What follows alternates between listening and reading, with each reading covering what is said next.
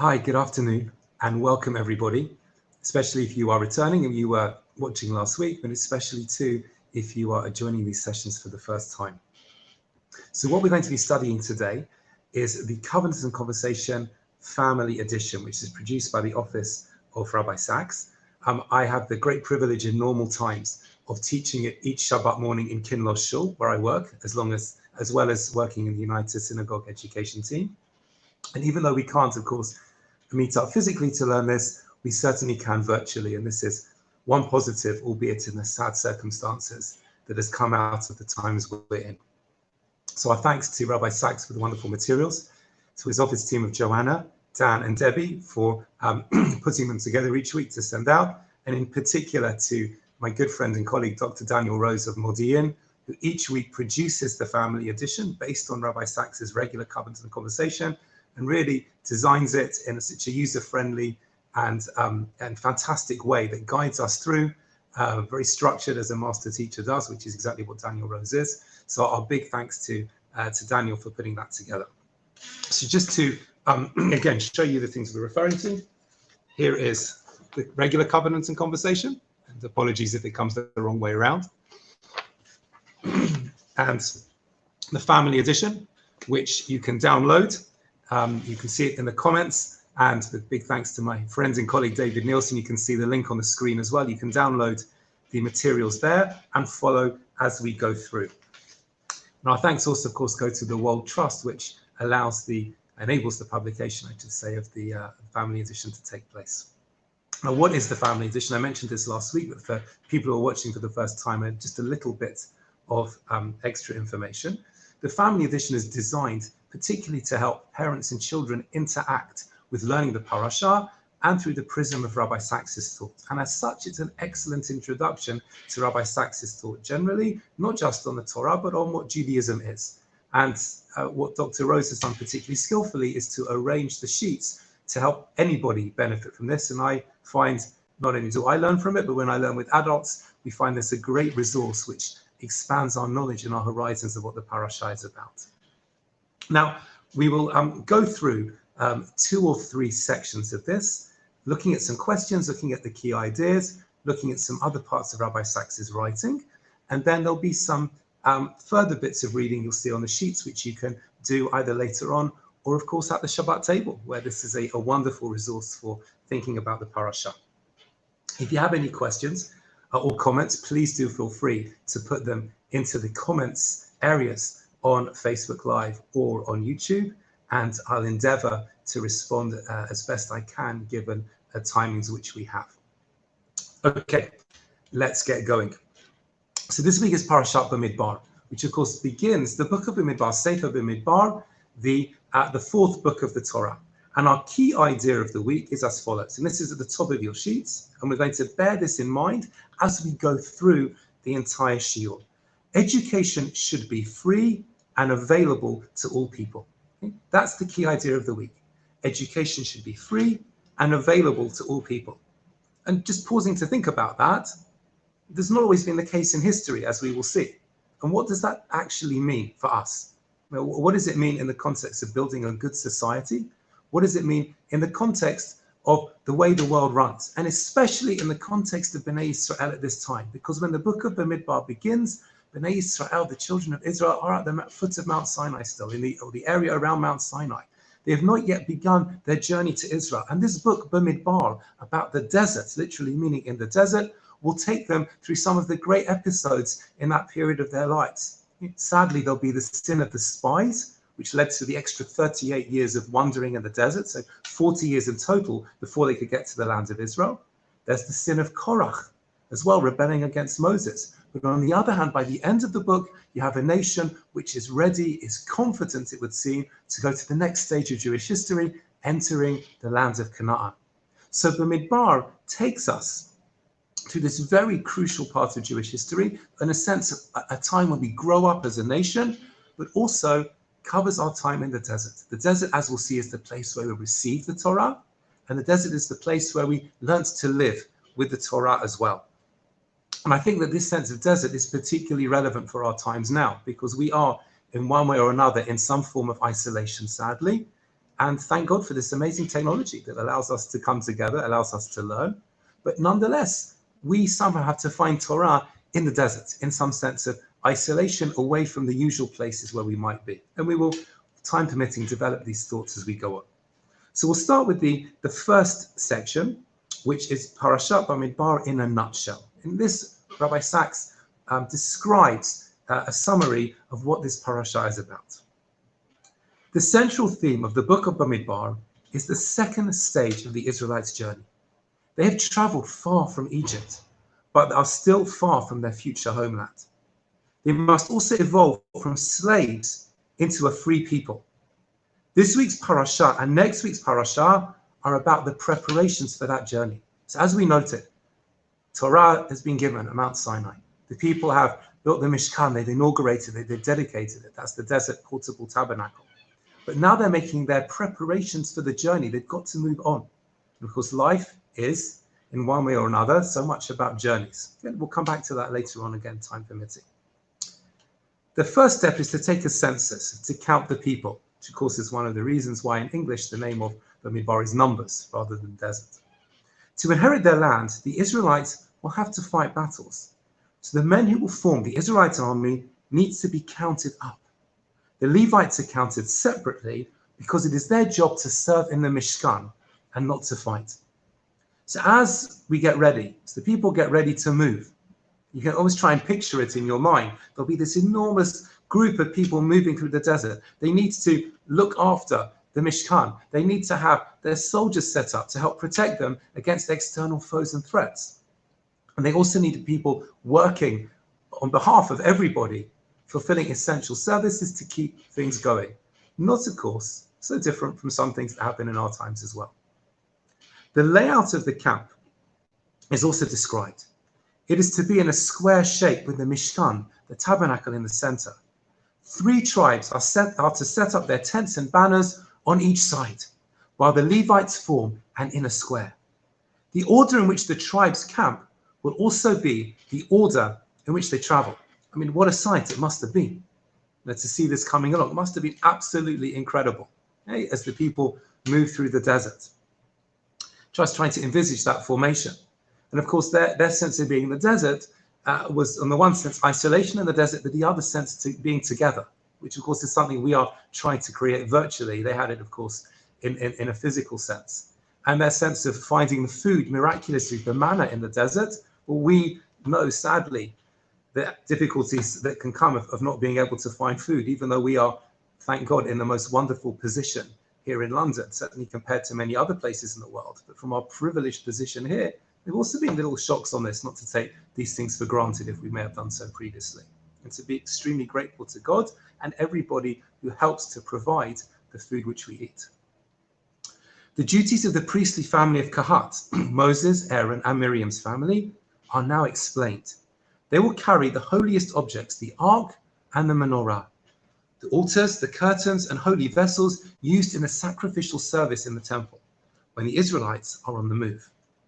They must be particularly careful with these special objects. So we see in summary, the Sedra, the Parashat Bamidbar, is about setting us up for our journey in the desert. You have to prepare to go on a journey. As the famous rabbinic saying goes, there's no sanctity, there's no kedusha without preparation. And Dr. Rose, in his point to ponder, his question to ponder, asks, why do you think the Torah gives us so many details about life in the Midbar? What message is that trying to give us? What relevance is that trying to give us? And he relates to this also in the Educational Companion on page 4 of the printouts which you have. And he notes there are timeless and relevant lessons for every generation from what happened to the Jewish people during this particular time. And of course, we can think about some of those today, that somehow feeling alone in some way, nonetheless gives us opportunities for spirituality, even if these are not the opportunities which we had necessarily asked for. And how often has the Jew felt the person who is standing against the wind, so to speak? Now, how often is it that we felt we are representing values or having to stand up for things which have been against the prevailing tide? We might metaphorically feel that we are in a desert. But that is what a Jew does. The Jew knows the right things to do. The Do you notice their mission from Hashem, their mission from God, and stands up strong for it? And perhaps this is another one of our lessons from the desert. We will, again, come back to this time permitting later on. Okay, let's move down to the core idea now, the second part of the first page. Now, in the book of Bamidbar, with all these descriptions of the desert, there's obviously much noted about nature, about geography, about history, as well as mitzvot.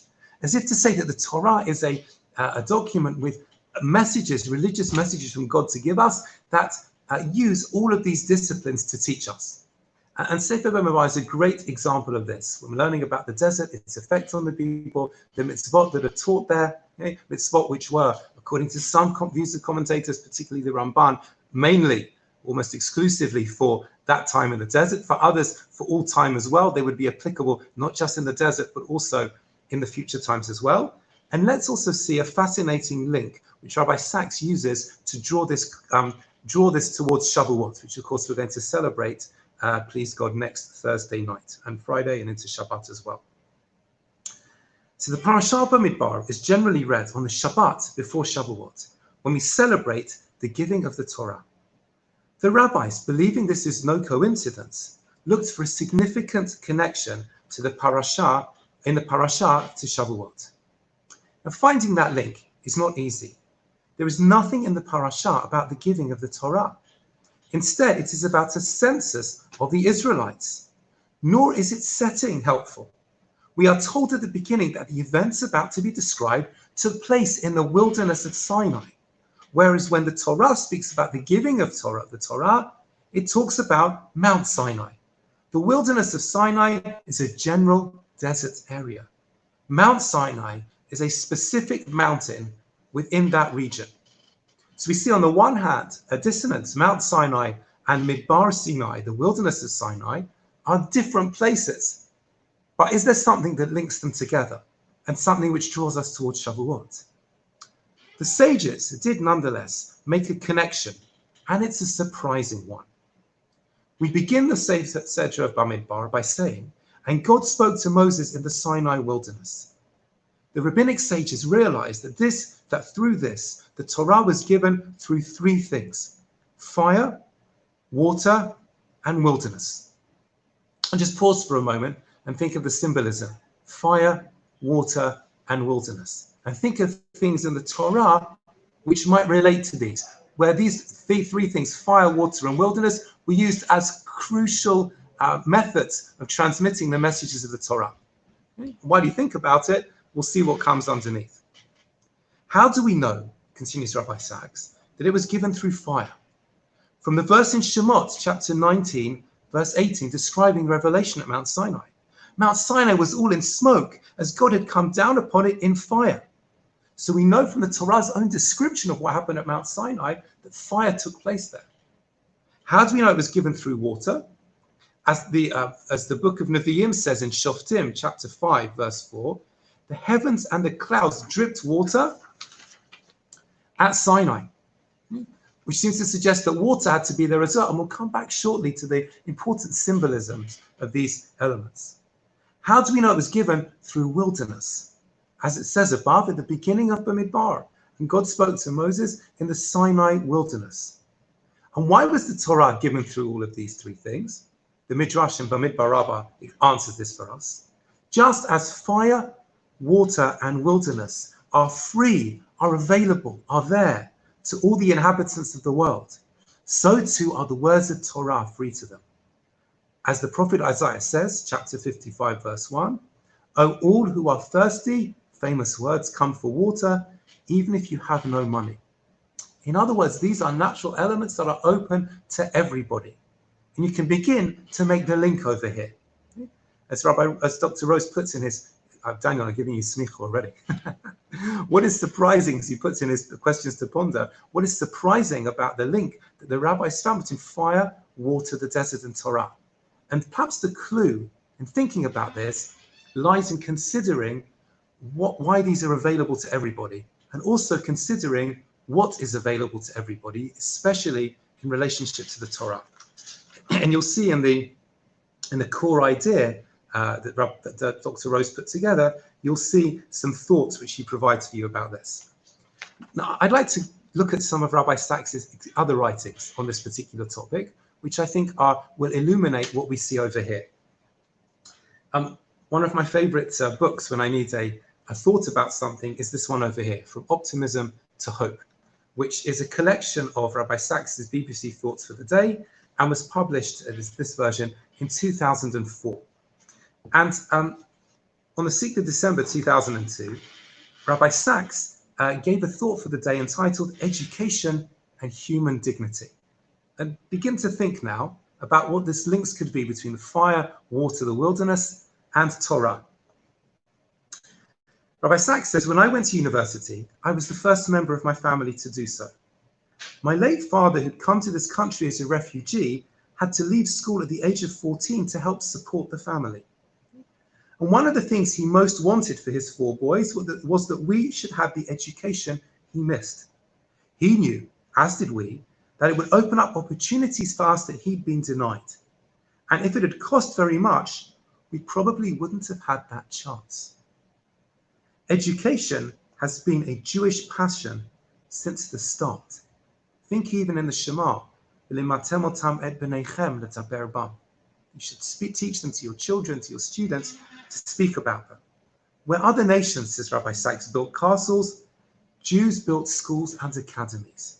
It's not too much to say that's how we survived. I hope you're beginning to see the link here. What's given to us free, so to speak, is fire, water, and wilderness. But also what's given with those elements and in the wilderness, of course, is the Torah.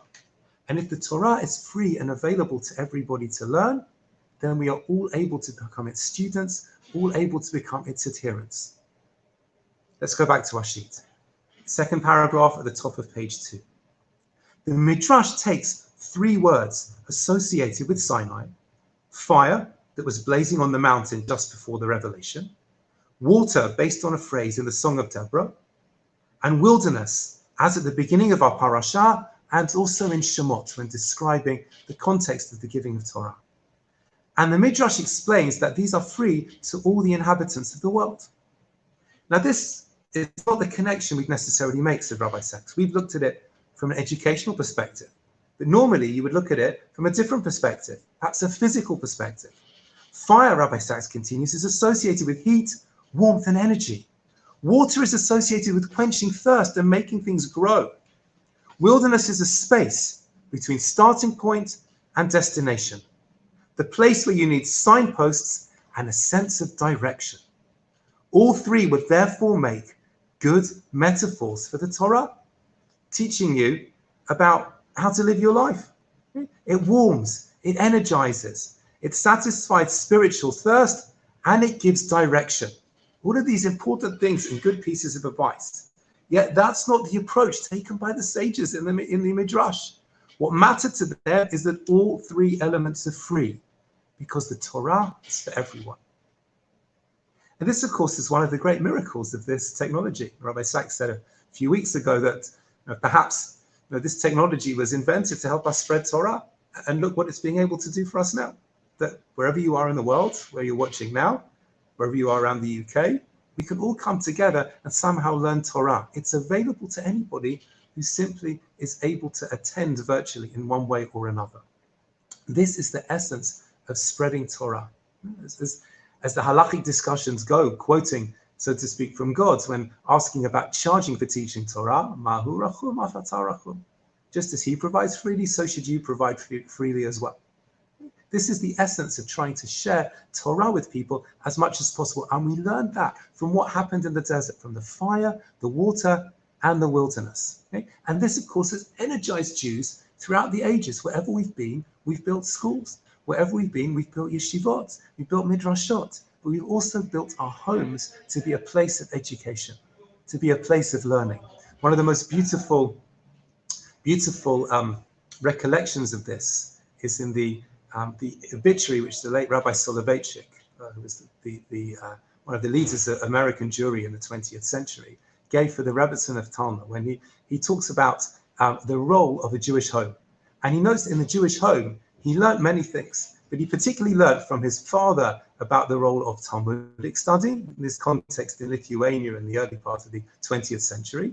And from his mother, he learned how to actually run a home. In other words, the home became one of the greatest places for his Jewish education. He learned about kashrut, he learned about Shabbat, he learned about Chagim, he learned how to live a Jewish life. And we have always been able to turn our homes into places of education. Now, a question has come in about air and wind, and the analogy referencing just fire, water, and the desert. Good question. The Midrash, I would suggest, as an answer to that, is looking at verses in the Tanakh, in the Hebrew Bible, which are relating somehow to what happened at Mount Sinai. And so, therefore, those are the ones to focus on. Okay? That's a short answer to a good question, but perhaps at another time or another occasion, we can answer it more fully. So this is the point that the Mr. Josh is making, and especially with Shavuot on the horizon, the festival which celebrates the giving of Torah. And when we are challenged, in a sense, to really make it a festival about learning Torah, this is our opportunity. We don't have any particular item to use on Shavuot. Ice cream is great. Ice cream kiddushim are great. You know, even if you have them at home, a cornetto kiddush or whatever it would be. But the mitzvah, there's no mitzvah item like a shofar or the arba aminim, the lulav, the etrog, the hatasim, and aravot for Shavuot. The mitzvah item, so to speak, is Torah itself. It's there and it's available for everybody. Really important link between Shavuot and the Sedra of Bamidbar as well. Let's move on now to the third part, which is It Once Happened. Now, this is a very moving story from the Talmud in Tractate Masechet Brachot, page 61b. And as with all midrashic stories that are told in this way, one has to try and put oneself in character. Okay? Bear in mind our thought, which is guiding us through education, is free for all. Okay? So let's put ourselves in character of the characters in this story. Who do they represent? What do they represent? What lessons are we learning from them? And let's read through this midrash, and we will, I think, uncover some very beautiful ideas. Now, the midrash says, Papos ben Yehuda once saw Rabbi Akiva gathering students and teaching Torah in public. Papos said to him, Akiva, are you not afraid of the Romans who have forbidden Torah study? Now, the context, of course, here is in the 2nd century CE, when at various times, particularly towards the end of Rabbi Akiva's life, which of course was tragically cut short by Roman cruelty, the teaching of Torah was forbidden. And so Papos ben Yehuda is a person, he says to Rabbi Akiva, perhaps the greatest scholar of his time, says, why are you teaching Torah in public? Are you not afraid of it? So let's try and put ourselves even into character over here. Who might Papos ben Yehuda represent? Perhaps he represents a Jew who wants to learn, but isn't quite sure if he or she has quite got it to learn. Who's Rabbi Akiva? Rabbi Akiva is somebody who can teach. And he's also, because he teaches in public, somebody who goes beyond the normal boundaries to try and teach, which a person has to do if at all possible. Who are the Romans? The Romans could be the ones, again, using this sense of analogy, who are stopping people from learning. They don't want to spread education. They all want to spread knowledge. They don't want people to learn and come together, and especially not to use education and Torah study as a way of ennobling us, of making us better Jews, of more committed, more observant, better Jews. So if they're forbidding Torah study, we don't want people to benefit from the Torah. That's who they are. So you can see all kinds of analogies that can be drawn, not just the actual characters. One of my favorites amongst Rabbi Sacks's earlier writings is this book, One People, which is published in the 1990s. And I still refer to it often for thoughts on what it means to be Jewish in the world we live in today. I think its lessons and its suggestions still remain tremendously relevant, even though some time has passed since it was written. And that, of course, is because it's based on Torah. And Torah is eternally relevant. So in the chapter called A Future of the People, Rabbi Sacks gives 3 options for how you can conceptually have a Jewish society: pluralism, exclusivism, and inclusivism. Okay? we're going to focus on inclusivism, which is the favored one. Rabbi Sachs says, my reading of the Jewish sources regarding inclusivism, which he says may of course be faulty, very modest to say, if I may say, suggests that God, in choosing Israel, made a covenant with an entire people. In other words, it wasn't just with a few Jews. The covenant at Sinai, the giving of Torah, was for everybody, was for all Jews. And a covenant, says Rabbi Sachs, like any other relationship, involves not just benefit, but also risk. You've got to be prepared for the covenant to be stretched, for things not always to work out, but you still have to put the covenant into play. And of course, Torah itself is one of the greatest signs of covenant which God has made with us. Covenants with Abraham, Yitzchak, and Yaakov, for instance. But also, I talked about in the Torah, but covenant at Har Sinai, covenant with all of the Jewish people throughout eternity. And Rabbi Sachs emphasizes, inclusivism is the belief that the covenant was made with a people, not with righteous individuals alone. That the Torah is the heritage, as we learn in Pirkei Avot, of all Jews. It's the greatest crown because anybody can come and take it. And Rabbi Sachs says that's why the central institutions of Judaism are the home, the kehillah, the community, and education as chinuch, which he translates as induction, not specifically as education, but induction. You are being inducted into something to know your role in it and to put it into practice, to live as a Jew and to be able to learn as a Jew and put that into practice. And that induction is into a people, its past, and its laws. And a couple of pages later on in the same chapter, Rabbi Sachs concludes in a concluding paragraph, says that the inclusivist understands the supreme importance that Judaism attaches to education. And of course, any society that provides education for all and is able to do so also understands that particular thought process as well. And Rabbi Sachs notes that throughout our dispersion, we've been linked by our texts. If you study the library of Judaism, you will see Jewish scholars throughout the Jewish world over the centuries contributing. Think of the Talmudic commentaries of Northern Africa, of Israel, of Babylon, of Eastern Europe, of Western Europe, of the United States of America. Think of the Jewish books being published in all kinds of countries all over the world these days. We are linked together, says Rabbi Sachs, by our texts throughout our dispersion. And how much more so to the land of Israel now, of course, through the opportunities which, thank God, the state of Israel has brought. And of course, thinking about Yom Yerushalayim, which starts tonight, that is brought as well. And I'll note at this point, if you haven't seen the packs and the promo video for the Shabbaton at home for Yom Yerushalayim being presented by Mizrahi UK and the United Synagogue, which includes this week's Covenant and Conversation Family Edition and some other of Rabbi Sachs's writings, then please do look on the US and the Mizrahi UK social media and websites. As David has put up a note for you, and I think you will find some other beautiful links building on these ideas.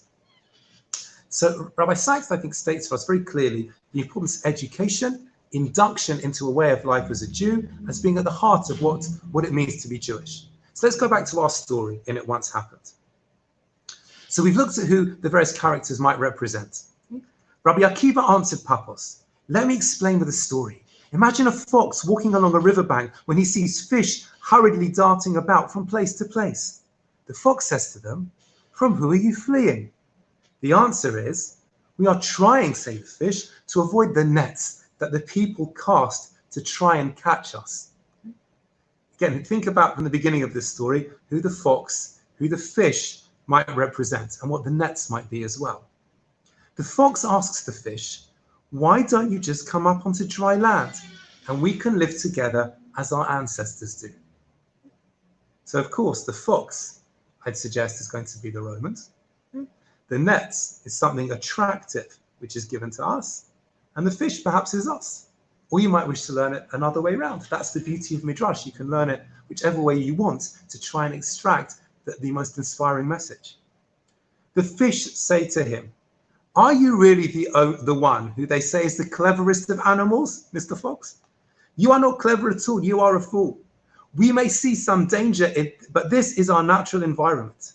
On dry land, people will still try to catch us, but we won't even have the water we need to live. How much would we fear if we left the source which gives us life?" And this also helps us to understand the Midrash a little bit more, because we have a reference to water, over here, and Torah in many of our sources is compared to water, and is something which, of course, as we noted before, is given freely. But the water is Torah, where the Jews represented here by the fish, say, how can we possibly leave the atmosphere of Torah? You, Romans, might want to give us something so alluring, so attractive. But that's not what it is for a Jew. We recognize it's a short-term fix, if anything. It's not going to work for us. In the end, it will be dangerous for us. One of the secrets, as comes clear from our traditions and our sources of Jewish unity and Jewish continuum, thank God, throughout the ages, as Rabbi Sachs noted in One People, is our link to our texts and our link to the Torah. We have been those fish that have always stayed connected to the water. And even if sometimes we feel in a place that's a bit like a desert, we've got the Torah, it connects us. Maybe there have been times where you felt you've had to really stand up for something in a lonely way to be a Jew. Well, the Torah is there to be with you. It's there to help, and I certainly hope that it does. So I think as a child walking out of a school classroom on a Friday afternoon in the middle of a double French lesson so I could get home in time for Shabbat, feeling very, very lonely. Maybe some of you had similar kinds of experiences if you went to non-Jewish schools. And those are the times when Chastecha Hashem Yisadeni, is the famous verse in Tehillim and Psalms, tells us, your kindness, Hashem, and we add to that your Torah, they sustain me. So we'll conclude very shortly. We just turn to page 3. Now, this is thinking more deeply. And I suggest you read this entire section once we finished this particular shiur, and perhaps read it on Shabbat as well. But I want to draw your attention to one point especially, which is at the bottom of the left-hand paragraph on page 3, where Rabbi Sachs, having talked about the history of Jewish education, how Jewish education and Torah learning were made available to all as much as possible, talks about the extraordinary creation in the 1st century of the world's first system of universal compulsory education. Here, he says, is how the Talmud describes the process, culminating in the work of Yehoshua ben Gamla, a high priest in the last days of the Second Temple. Truly, the name of that man is to be blessed, namely Yehoshua ben Gamla. But for him, the Torah would have been forgotten from Israel. For at first, if a child had a father, his father taught him. And if he had no father, he did not learn at all. They therefore ordained that teachers should be appointed in each district, and that boys should enter school at the age of 16 and 17. This was the first school system, which of course laid the basis for the school systems which we have now. It was so important, says the Talmud, that Yehoshua ben Gamla is credited with being the person that stopped the Torah from being forgotten amongst the Jewish people. And in the second paragraph on the right-hand side, Rabbi Sachs notes, and perhaps thinking back to his own experiences, we related from in the passage from Optimism to Hope, that universal compulsory education did not exist in England. Okay? At that time, the world's leading imperial power, until 1870, a difference of 18 centuries. Isn't that remarkable? 18 centuries until universal compulsory education could be was introduced into England. And as Rabbi Sachs says in the 3rd paragraph from the bottom, we now understand the connection the sages made between the wilderness and the giving of the Torah. It was open to everyone, and it was free. Neither lack of money nor of aristocratic birth could stop you from learning Torah and acquiring distinction in a community in which scholarship was considered the highest achievement. Each person, of course, according to their own abilities and their own aptitude. And Rabbi Sachs concludes by saying, I believe that this is one of Judaism's most profound ideas.